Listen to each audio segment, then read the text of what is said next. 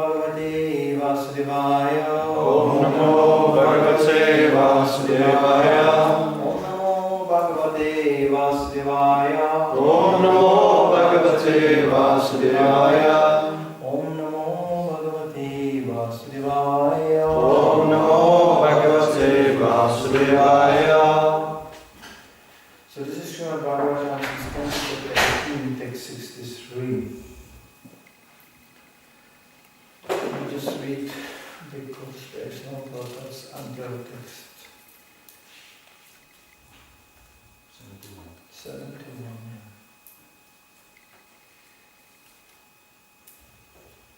Tamuju patyamanaste sarvapranjayo nripa kinna indra jigam sasi bharataro marutastava.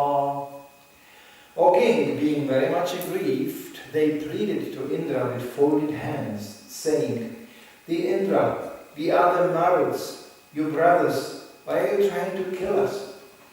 Magrishta bhataro mayam yuyam iti aha kaushika ananyam bhavan purushadam atmano marutam janam." When Indra saw that actually they were his devoted followers, he said to them, "If you are all my brothers, you have nothing more to fear from me. Namamara dithera karvaha Shrinivasanukampaya Bahudha Pulishakshuno Trauni Astrine Yathabhamo." Shukadeva Goswami said, "My dear King Parikshit, you were burned by the Brahmastras of Ashwatthama, but when Lord Krishna entered the womb of your mother, you were saved. Similarly, also the one embryo was cut into 49 pieces by the thunderbolt of Indra. They were all saved by the mercy of the Supreme Personality of Godhead. Satritishtvari purusham turusho yati samyatam samvatsaram kinchit unam dityayat dharirachitaha sajurindraina panchusham devaste manto bhavan vyapohyamatridushamte harina samapakrita. If one worships the Supreme Personality of Godhead, the original person, even once, he received the benefit of being promoted to the spiritual world and possessing the same bodily features as Vishnu. Deity worshipped Lord Vishnu for almost 1 year, adhering to a great vow. Because of such strength in spiritual life, the 49 Maruts were born. How? Then it is wonderful that the Maruts, also born from the womb of Deity, became equal to the demigods by the mercy of the Supreme Lord. Diti Rutaya Dandrisha Kumara Namaprabham Indrena Sahitam Devi Paryatu Sat Anindita. Because of worshipping the Supreme Personality of Godhead, Diti was completely purified. When she got up from bed, she saw her 49 sons along with Indra. These 49 sons were all as brilliant as fire and were in friendship with Indra, and therefore she was very pleased. Atindram mahatatam adijjanam bhayavaham apatyam ikchanti acharam vratametam sudushkaram. Thereafter Diti said to Indra, "My dear son, I adhered to this difficult vow just to get a son to kill you 12 Adityas. Ekaha sankalpitaha putraha saptasita bhavankatam yadite vritam putra satyam kathaya mamrusha." I prayed for only one son, but now I see that there are 49. How has this happened? My dear son Indra, if you know, please tell me the truth. Do not speak lies. Indra vacha abhate ham yavashitam upadharyagatom tikam labhantaro chidam garbam artha buddhirnadharmadrik. Indra replied, "My dear mother, because I was grossly blinded by selfish interests, I lost sight of religion. When I understood that you were observing a great vow in spiritual life, I wanted to find some fault in you. When I found such a fault, I entered your womb and cut the embryo to pieces." Purport by Srila Prabhupada. When Diti, Indra's aunt, explained to Indra without reservation what she had wanted to do, Indra explained his intentions to her.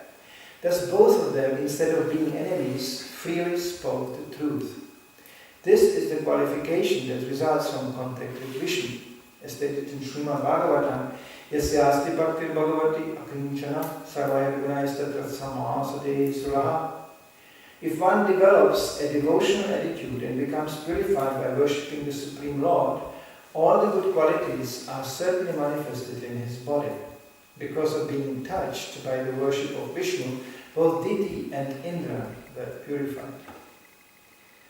Namo Vishnu Padaya Krishna Prastaya Vitale Srimati Bhaktivedanta Swami Tinami Namaste Saraswati Devam Gurvani Prachana Nirvishesha Shinivadi Pushkarati Vizatana. Indra replied, My dear mother, because I was grossly blinded by selfish interests, I lost sight of religion. When I understood that you were observing a great vow in spiritual life, I wanted to find some fault in you. When I found such a fault, I entered your womb and cut the embryo to pieces. So you can see here, this is a very nice example, how selfish interest can drive one so blind, then one is actually committing abortion. It takes quite some determination to enter somebody's womb and cut his embryo to pieces. So Indra is actually, we should not understand it entirely in a mundane way. Indra is a very, very special personality. Nevertheless, he is the, you could say, the incarnation of Krishna's lust, manifested in this world. And herewith, his life is occasionally quite problematic. We find Indra actually throughout the Srimad Bhagavatam quite often in trouble, starting with the fact that he has a special bodily design. His body is covered with, with shapes of eyes, which were originally in a vertical form, designed to mean something else. But having your body covered with the image of a vagina is so embarrassing that Indra was pleading that particular yogi, please, can you change it at least into something else? So by the mercy of the yogi, that design was changed horizontally in form of an eye instead of vertical in form of a vagina. Because that yogi concluded rightly so, if you are so lusty to have sex life with my daughter, so have it all over your body. If this is the object of your meditation, have it all. And, but even that is very special. Nowadays, who knows what people would have for design on bodies according to their minds and their consciousness, we don't want to even imagine. But that was the reward for your meditation, for your attachment, and for your selfish interest. This is the problem with sex life. It makes you very cruel. The first symptom of excessive lust is a complete loss of mercy. One becomes completely merciless, cruel.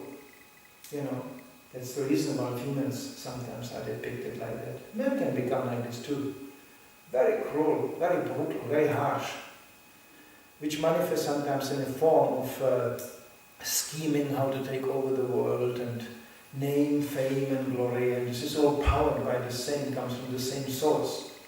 This powerful determination to become God, to become dominant, to become ruling over others, mercilessly, no concern, no feeling, no even awareness of the existence of other living entities.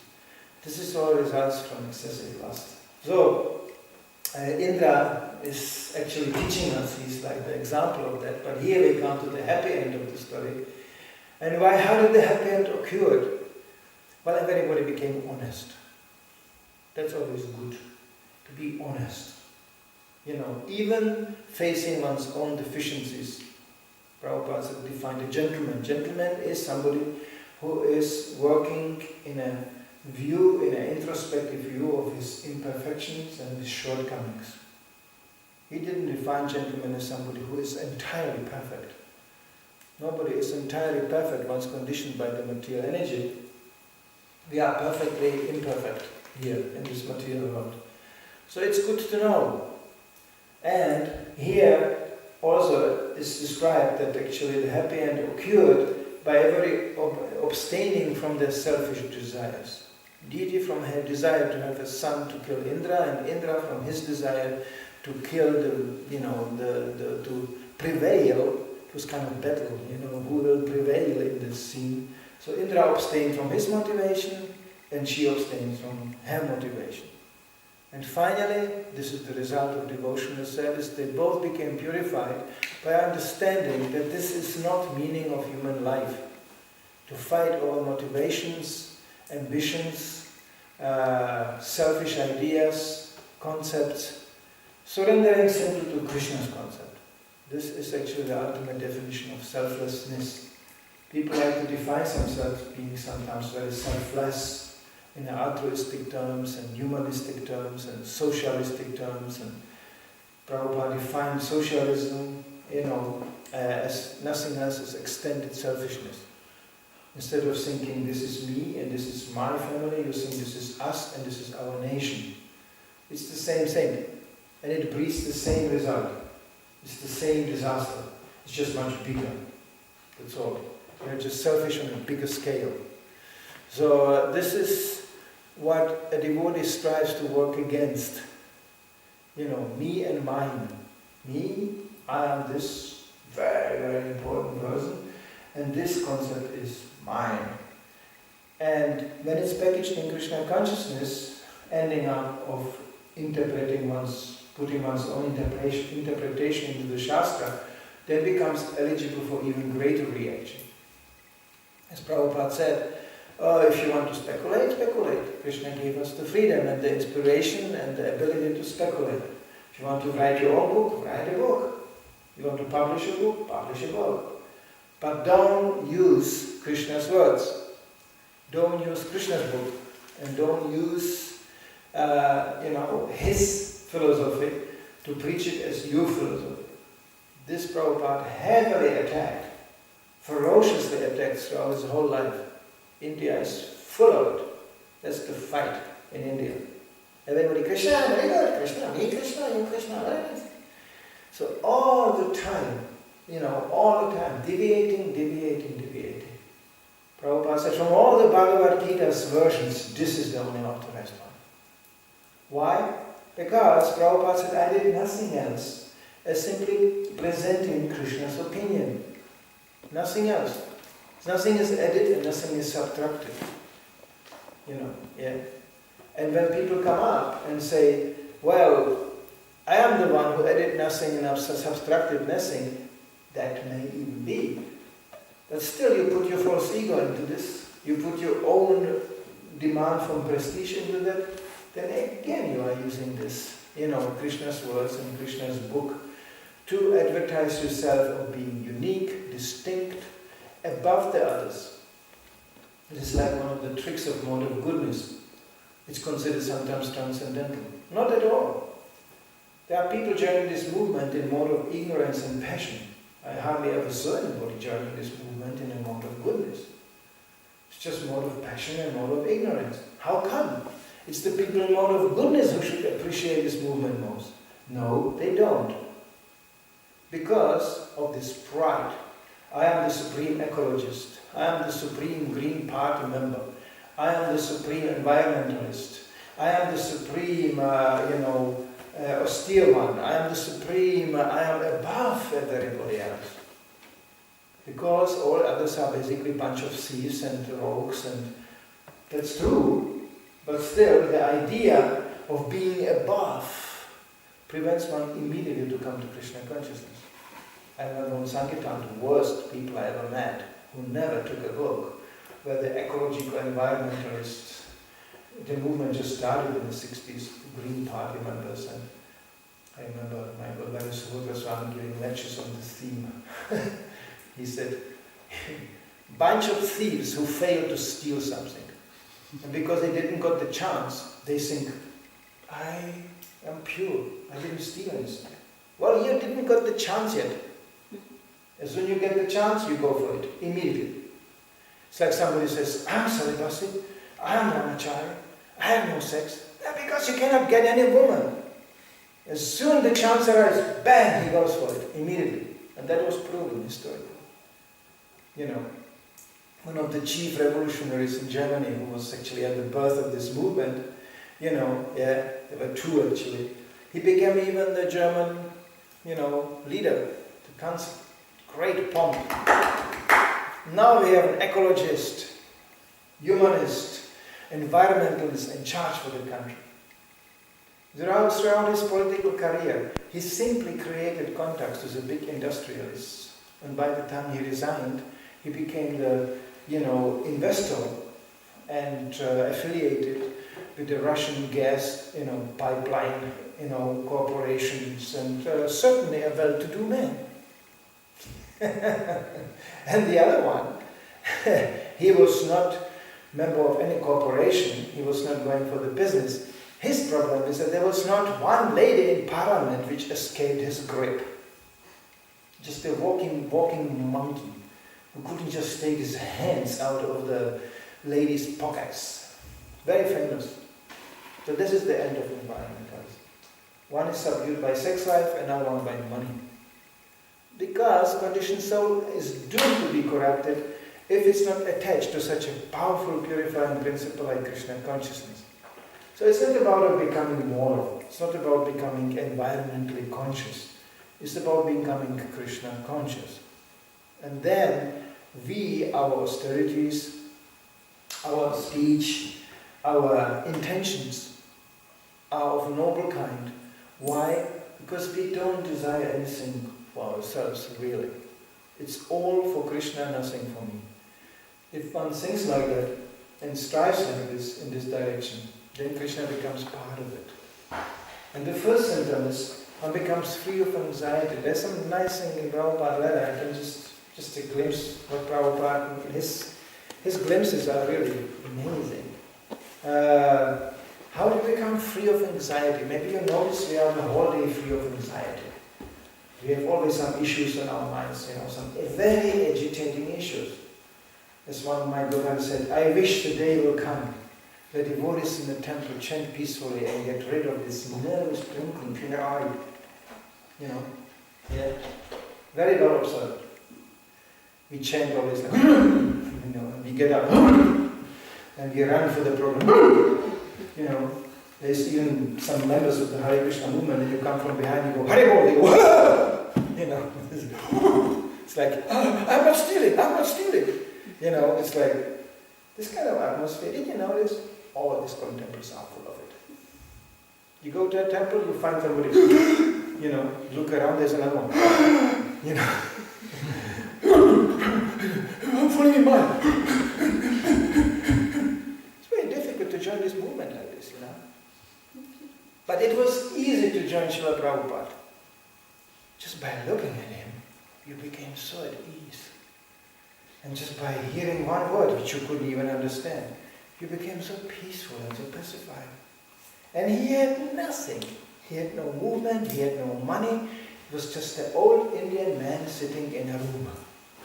And he looked at you and said, how are you? And you realize, my God, I am mad.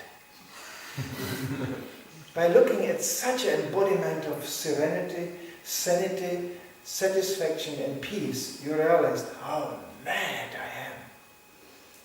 And Prabhupada always, in the midst of even greatest difficulties, that doesn't mean Prabhupada was not agitated and he was not suffering. It's a completely human thing to do. But it was entirely for spiritual purposes, not for his own situation or well-being. It's a very nice, there's a letter to Hansa Tuda. He writes, I'm very glad that your financial problems are being relieved by Krishna.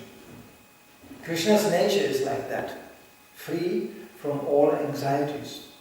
So, as we become more and more Krishna conscious, we share that sublime nature and become relieved.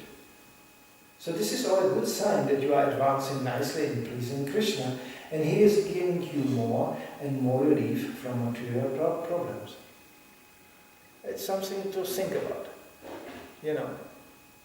Where is our anxiety coming from? Entirely from lack of Krishna consciousness.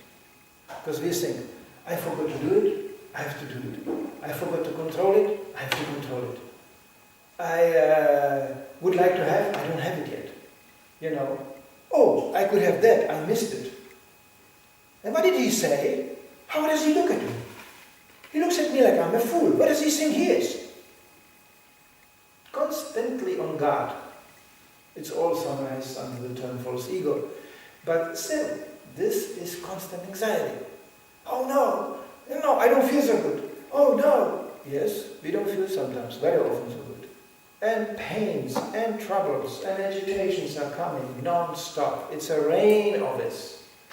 We are in a storm. As peaceful one may look like in a material platform, the storm is on. But how do you become immune to that? How do you become tolerant? By actually getting more affiliated with Krishna's nature. Sometimes it's quite obvious when you see it, how agitated the Bodhisattva. When you look on the altar, Krishna is not agitated. He is not concerned.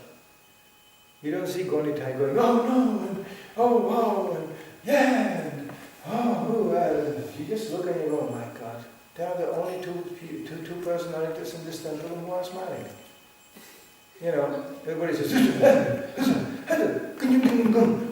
to speed up the kirtan, we have to slow down the kirtan, we have to do this, we have to do that. I don't know, maybe you should do this, maybe, I don't know, what are we going to do today, what happens today, I don't know, maybe, let's see, maybe there will be a man coming around the corner here with 3 heads and 2 tongues and he will go, I'm Krishna, you know, I don't know, maybe something like this will happen. I saw a guy on the street, he looked like that, you know.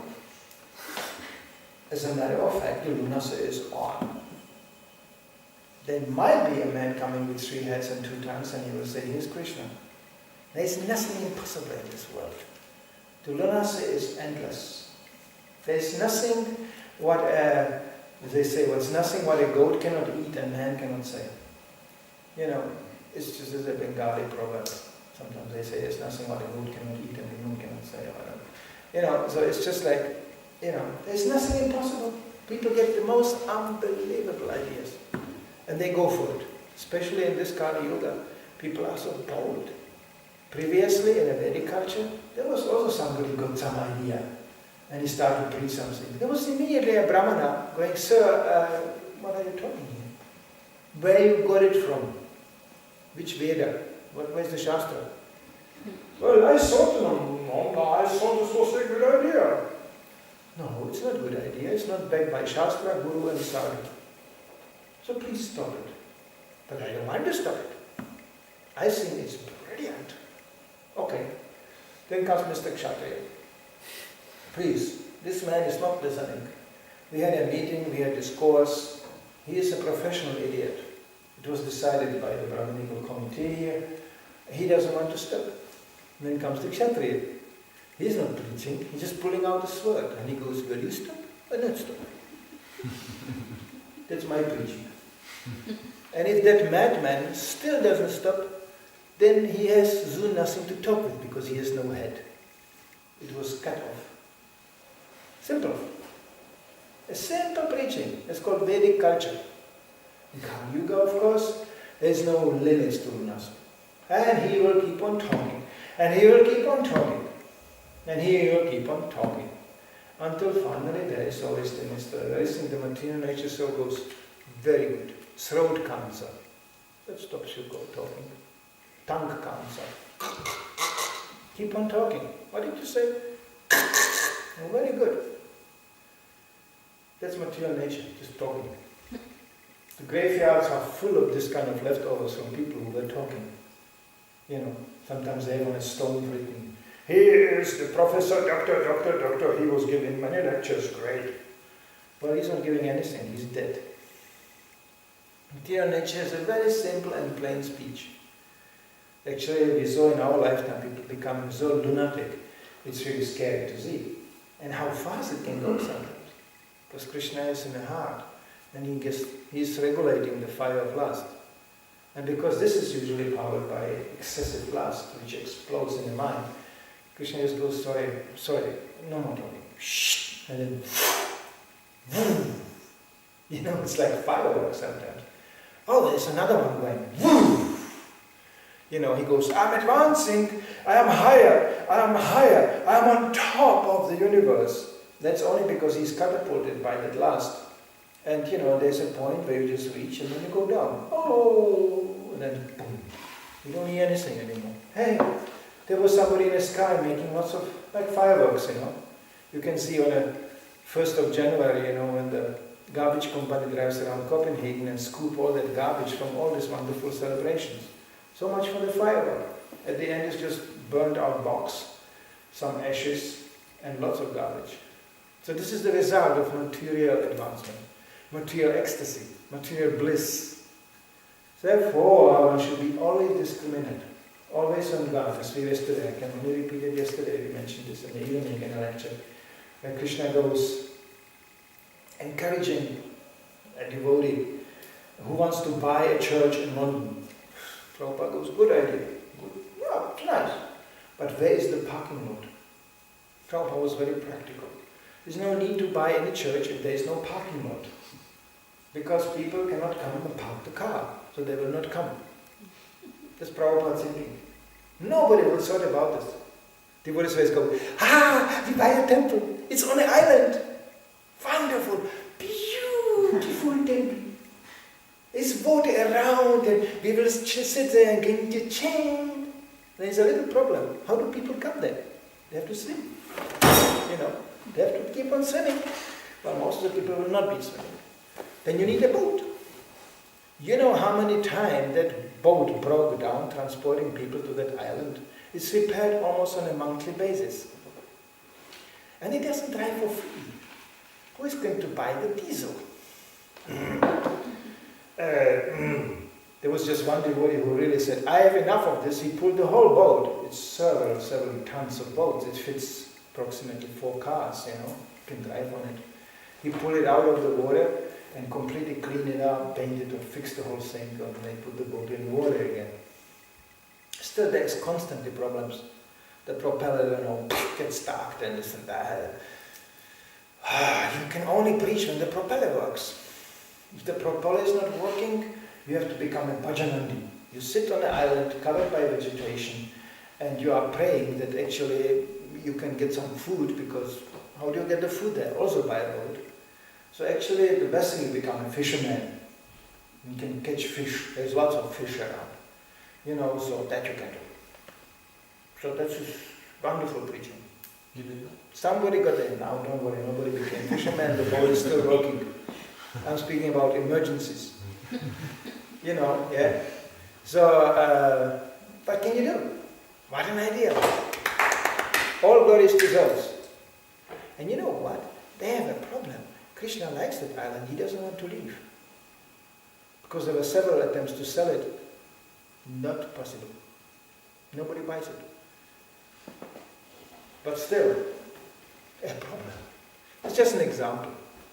It's great to get an idea.